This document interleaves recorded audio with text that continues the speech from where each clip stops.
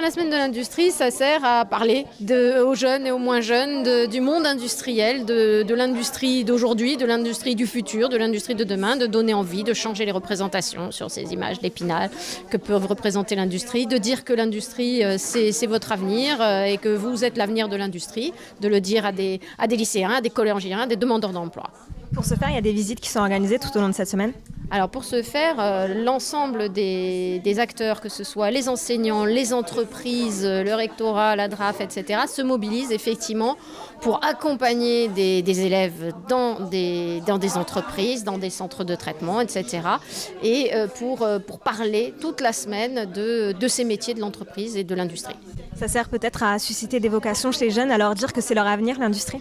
Oui, ça sert à faire ouvrir les yeux, à donner des envies, à montrer la réalité derrière la fabrication de ce que vous achetez. Donc à montrer à quoi ça sert, de changer des représentations familiales, de ne pas être dans la reproduction par exemple, et de découvrir des choses totalement nouvelles et des machines et des process qui sont des fois extrêmement intéressants. Cette année, la semaine de l'industrie, elle est placée sous le signe de l'environnement. C'était important justement d'avoir ce thème. Oui, c'est-à-dire que l'industrie, justement, dans une des représentations, c'est noir, ça pollue, c'est sale.